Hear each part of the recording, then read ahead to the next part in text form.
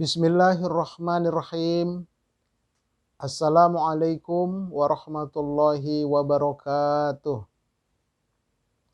Alhamdulillahilladzi ahallal bai'a wa harramar riba. Wassalatu wassalamu ala nabiyyina Muhammad sallallahu alaihi wasallam wa ala alihi wa ashabihi wa man tabi'ahu ila yaumil qiyamah, amma ba'du.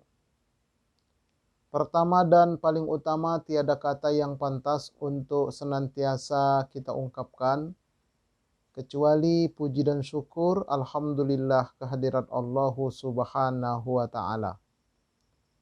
Salawat dan salam semoga senantiasa Allah sampaikan keharibaan putra Abdullah, buah hati Aminah kekasih Allah, Nabi kita Muhammad sallallahu alaihi wasallam. Sahabat-sahabat Majelis Studi Dakwah Terapan yang dirahmati oleh Allah Subhanahu wa taala, bertemu kembali dengan kami Majelis Studi Dakwah Terapan yang mengulas dan mengkaji materi-materi dakwah untuk dapat kita terapkan di dalam ibadah dan kehidupan sehari-hari. Nah, untuk menyaksikan materi-materi dakwah yang telah kami upload sebelumnya, silakan kunjungi ke channel saya, Ustadz Arifin Purba Official. Namun, sekali lagi, bagi yang belum subscribe, like, and share, ditunggu. Ditunggu, dan itu insya Allah gratis. Bisa juga ngaji bareng, dikonekkan ke layar televisi Anda di rumah, bersama keluarga bisa bersama-sama mengikuti pengajian offline ini. Baik, materi kajian yang akan kita ulas pada pertemuan kali ini adalah mengenal riba klasik dan riba kontemporer. Tetapi pada pertemuan kali ini pembahasan kita pada part yang pertama. Sebagai pengantar, dalam kehidupan sehari-hari kita sering mendengar istilah riba. Masih banyak umat Islam yang belum memahami pengertian secara mendalam mengenai riba ini. Sebagian besar orang hanya memahami riba bahwa itu hanya sebatas bunga saat melakukan pinjaman ke bank atau kepada pribadi. Oleh karena itu, bahasan tentang riba ini menjadi sangat penting untuk kita kaji.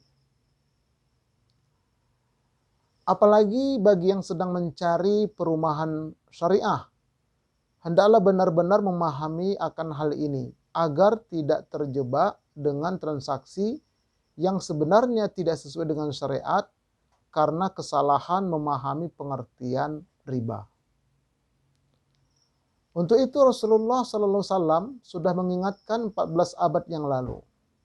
An Abi Hurairah anin Nabi sallallahu alaihi wasallam qol la ya'tiyanna 'alan nasi zamanun la yubalil mar'u bima akhadzal mal amin halalin am min haramin. Artinya, akan datang suatu zaman di mana manusia tidak lagi peduli dari mana mereka mendapatkan harta, apakah dari usaha yang halal ataukah dari yang haram. Nah, inilah zamannya sepertinya. Sehingga ada orang berprinsip jangankan mencari yang halal, mencari yang haram saja sudah susah. Nah, itu ada orang seperti itu prinsipnya. Ini jelas sangat keliru ya. Ini sangat keliru sekali. Umat Rasulullah sallallahu alaihi wasallam tidak akan berpikir seperti itu. Baik, mari kita lihat sejarah riba. Pakar sejarah dan pakar ekonomi memperkirakan bahwa riba telah ada sejak manusia mengenal uang, emas dan perak. Pada zaman peradaban Ibrani Yahudi, riba telah dikenal, seperti termaktub dalam kitab Perjanjian Lama bahwa diharamkan orang Yahudi mengambil riba dari orang Yahudi, tetapi dibolehkan seorang Yahudi mengambil riba dari orang di luar Yahudi. Itulah cara berpikirnya orang Yahudi seperti itu. Nah, kemudian orang-orang Yahudi memperkenalkan riba ini kepada bangsa Arab di semenanjung Arab, tepatnya di kota Taif dan Yasrib, sekarang dikenal dengan Madinah. Di dua kota ini, Yahudi mendapatkan keuntungan yang besar, bahkan sampai orang Arab menggadaikan anak, istri, dan diri mereka sendiri sebagai jaminan utang riba. Ini sebelum Rasulullah diutus, ya. Sebelum Rasulullah diutus. Jadi sudah berkembang riba di sana. Dari kota Taif ini, riba menjalar ke kota Makkah dan dipraktikkan oleh para bangsawan kaum Quraisy jahiliyah. Nah, maka riba marak di kota Makkah ketika itu. Ya, jadi Islam belum ada, orang-orang jahiliyah ketika itu. Nah, baik, sekarang kita lihat ancaman riba di dalam Al-Quran. Jadi riba ini adalah dosa besar dan besar sekali ancamannya di dalam Al-Quran. Mari kita lihat. Yang pertama, orang yang memakan harta riba itu kerasukan setan dan kalau tidak bertobat nanti akan kekal di dalam api neraka. Sebagaimana Allah berfirman, Bismillahirrahmanirrahim. Alladzina ya'kuluna riba la yaqumuna illa kama yaqumul ladzina yatakhabbatuhu syaitanu minal mas. Dzalika bi annahum qalu innamal bai'u mithlur riba wa ahallallahu al-bai'a wa harramar riba.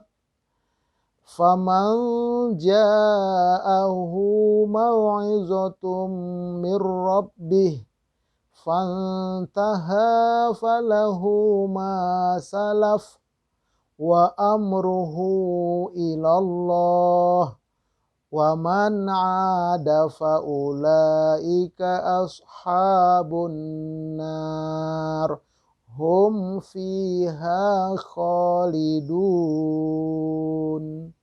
Artinya, orang-orang yang memakan riba tidaklah dapat berdiri melainkan seperti berdirinya orang yang kemasukan syaitan karena tekanan penyakit gila. Keadaan mereka itu adalah disebabkan mereka berkata, sesungguhnya jual beli itu sama dengan riba. Padahal Allah telah menghalalkan jual beli dan mengharamkan riba. Jadi jelas sekali Allah menyatakan bahwa orang yang memakan riba itu adalah orang yang kerasukan syaitan. Nah, akhirnya nanti terkena penyakit gila.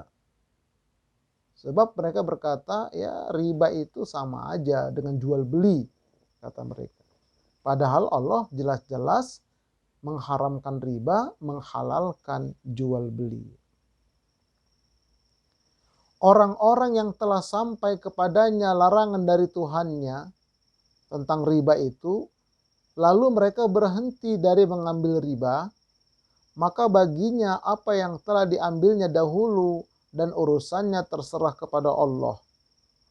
Orang yang mengulangi mengambil riba, maka orang itu adalah penghuni neraka, mereka kekal di dalamnya. Jadi di zaman jahiliyah dulu, ya orang baru masuk Islam, sebelumnya dia melakukan riba. Begitu dia masuk Islam, kemudian turun ayat ini, nah maka kata Allah, yang dulu ya sudah biar tidak apa-apa. Lalu dia berhenti. Nah kemudian sisanya jangan diteruskan. Ya, maka kalau diteruskan dia tidak bertobat, maka akan dilemparkan ke dalam api neraka kekal untuk selamanya walaupun dia mengaku Islam. Nah ini, walaupun dia mengaku Islam, tapi dia tidak mau berhenti. Dia tahu itu hukumnya haram, dilarang oleh Allah, tapi tetap nekat terus. Nah, kalau tidak bertaubat, maka akan dimasukkan ke dalam neraka, ya kekal di dalamnya.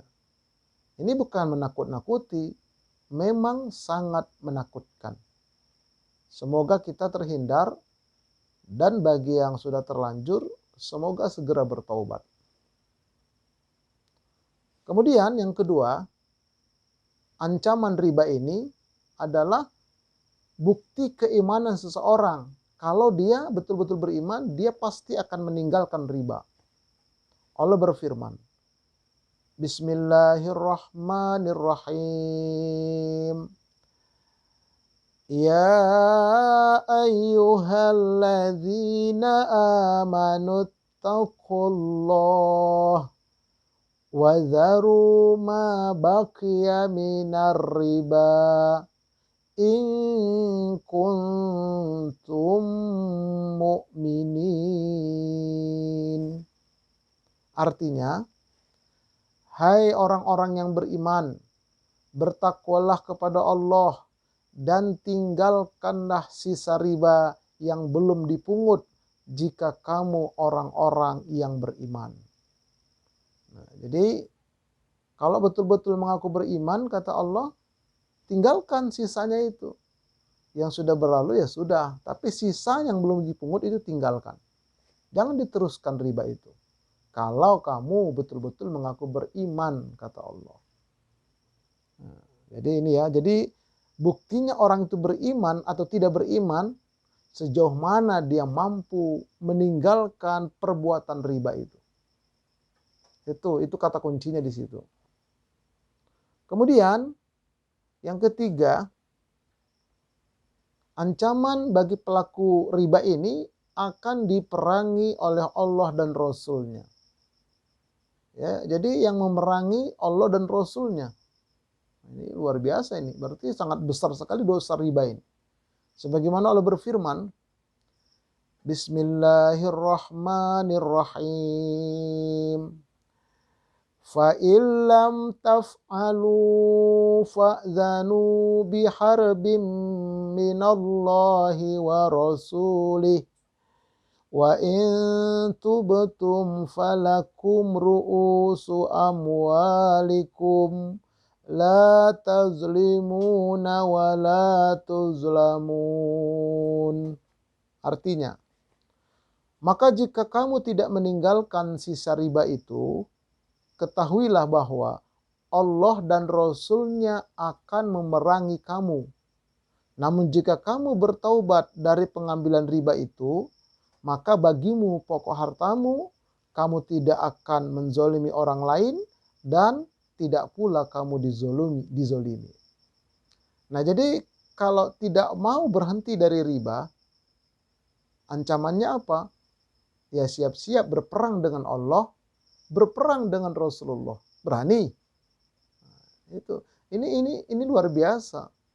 Ya, sampai-sampai Allah menyatakan Allah akan memerangi, Rasul akan memerangi bagi orang yang tidak mau berhenti dari riba. Berlindung kita kepada Allah. Ya, jangan sampai kita berlarut-larut ya kalau memang kita pernah melakukan riba ini. Segera kita bertobat. Nah, kemudian yang keempat, harta yang disedekahkan tidak akan berkah ya kalau bersumber dari harta riba, dari hasil riba. Sebagaimana Allah berfirman, Bismillahirrahmanirrahim. Wa ma ataitum mir ribal liyarbuwa fi amwalin nas fala yarbu indallah wa ma ataitum min zakatin turiduna wajhallah faulaika humul mud'ifun. Artinya, dan sesuatu riba atau tambahan yang kamu berikan agar dia bertambah pada harta manusia, maka riba itu tidak menambah pada sisi Allah. Dan apa yang kamu berikan berupa zakat yang kamu maksudkan untuk mencapai keridhaan Allah, maka yang berbuat demikian itulah orang-orang yang dilipat gandakan pahalanya oleh Allah. Nah, jadi riba itu ya, yang diberikan itu tidak akan berkah dia. Ya, tidak akan berkah. Tidak akan menambah pahala di sisi Allah, tidak ada pahalanya di sisi Allah. Tapi kalau zakat, kalau infak, kalau sedekah kita berikan untuk pengembangan agama Allah dan untuk yang lainnya, maka itu akan dilipat gandakan oleh Allah pahalanya. Nah, jadi ini harus kita pahami betul-betul ini. Jadi tidak akan diterima oleh Allah bersedekah, berinfak, berzakat kalau dari hasil riba. Nah, berlindung kita kepada Allah Subhanahu wa taala. Baik.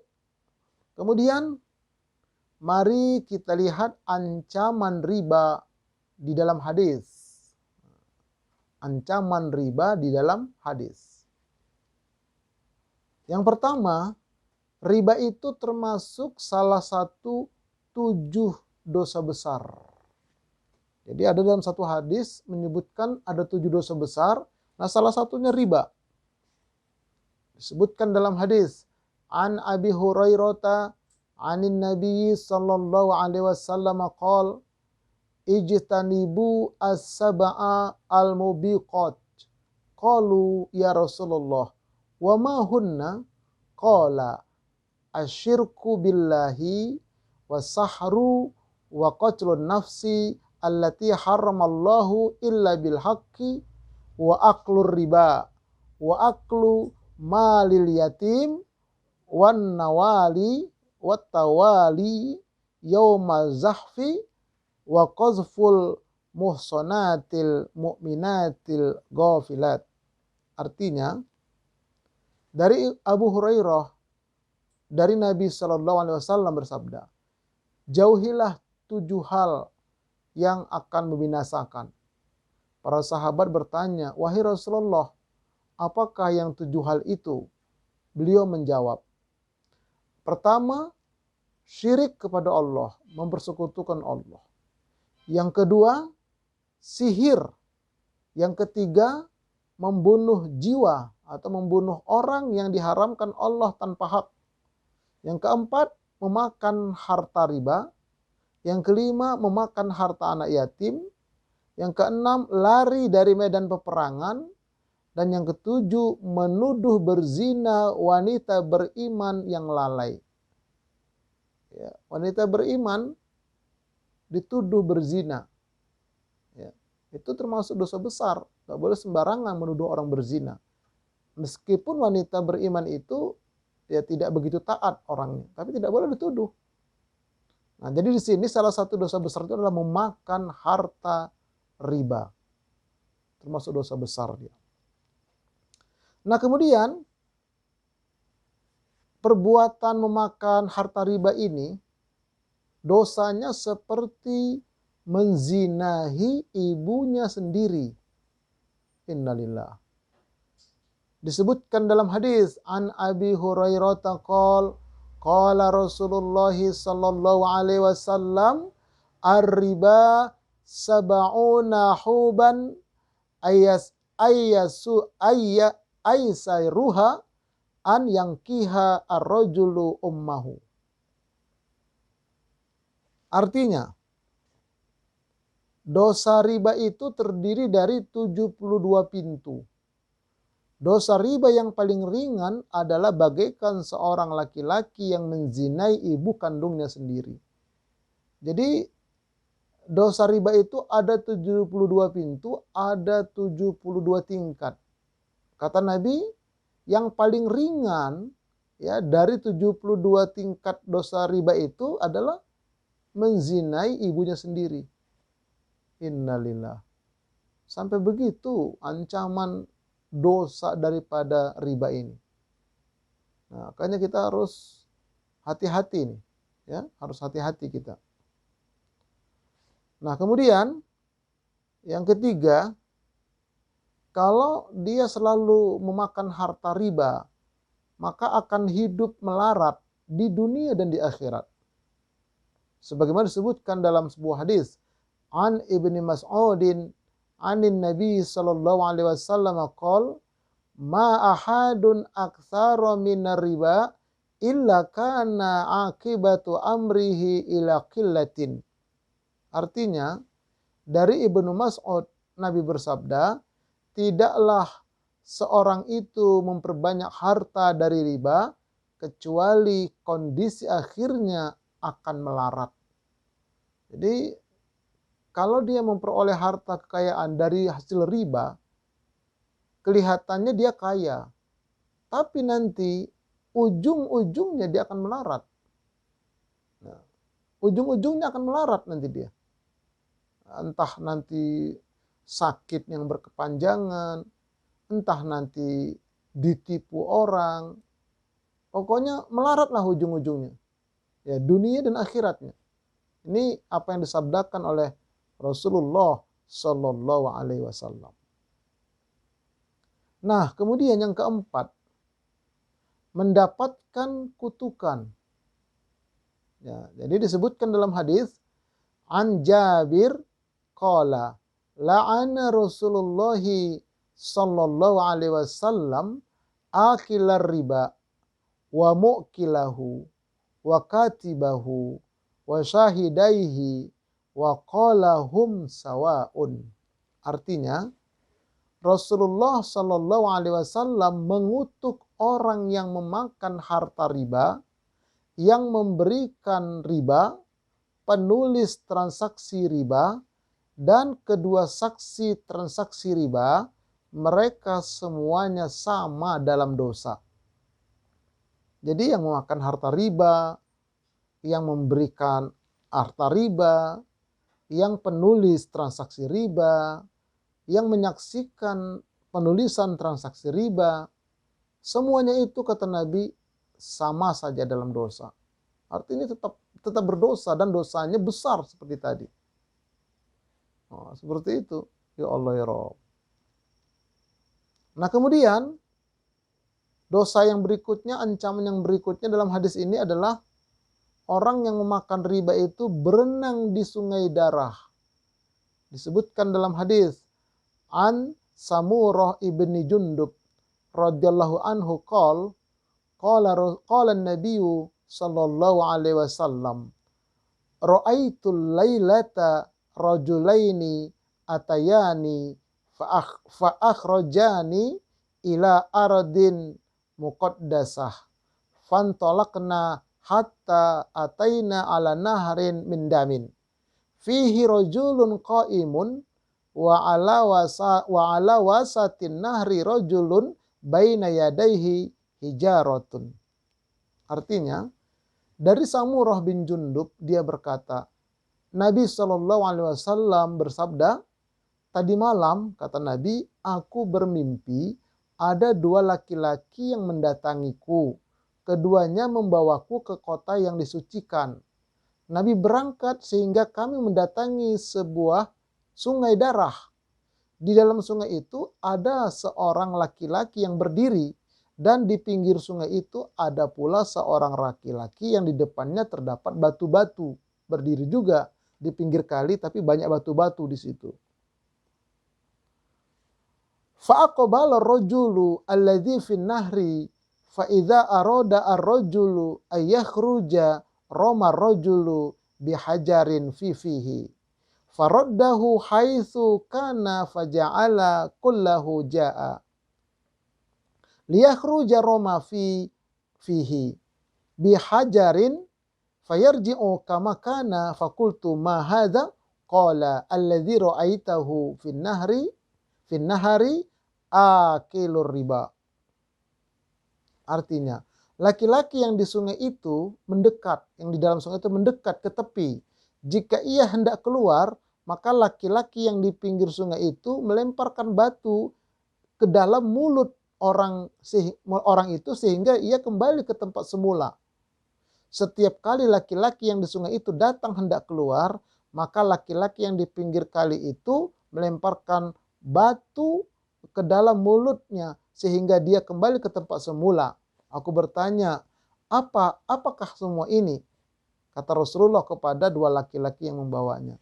Dia menjawab, orang yang engkau lihat di dalam sungai itu adalah pemakan riba. Jadi sungai darah, dia berada di tengah-tengah.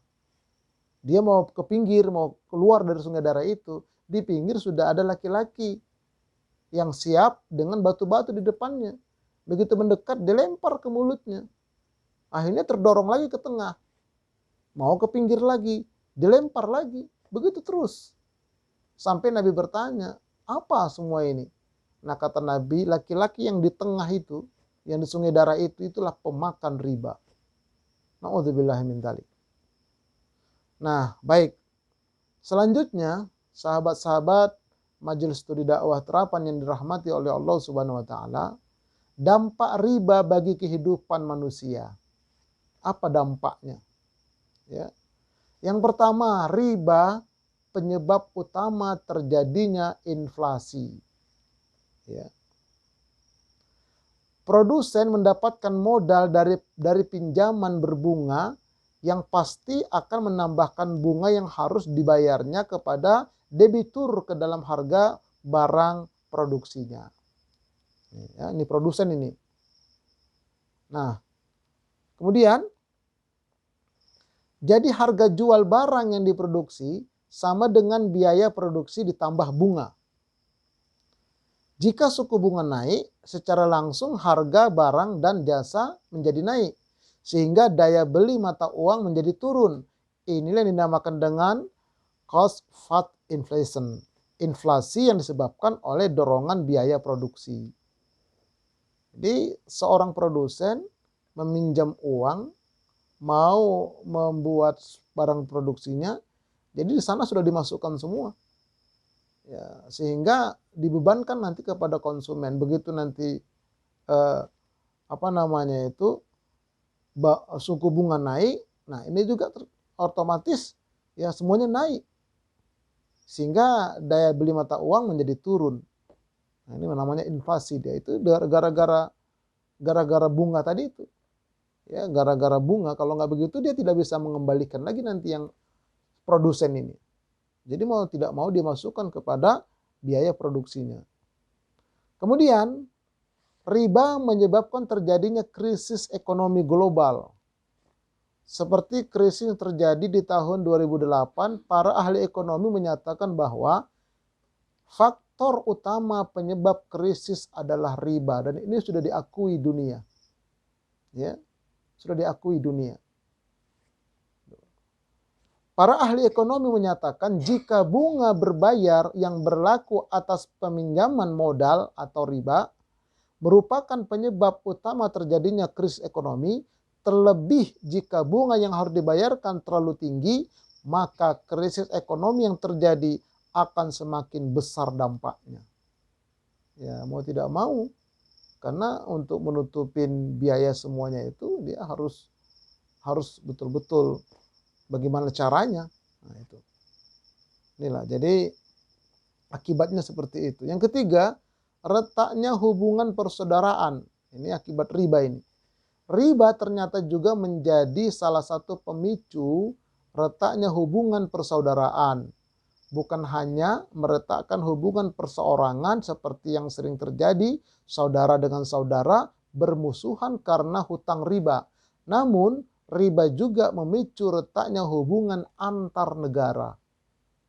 Nah, jadi antar pribadi, antar negara itu bisa rusak gara-gara riba ini. Ya. Nah, sahabat-sahabat Majelis Studi Dakwah Terapan, Insya Allah nanti kita akan lanjutkan pada part yang kedua tentang pengertian riba, macam-macam riba, dan contoh-contoh riba kontemporer. Insya Allah nanti kita akan lanjutkan. Semoga bermanfaat. Mari sama-sama kita tutup pertemuan kita kali ini dengan membacakan doa kafaratul majelis. Subhanakallahumma wa bihamdika asyhadu an la ilaha illa anta astaghfiruka wa atubu ilaik. Assalamualaikum warahmatullahi wabarakatuh.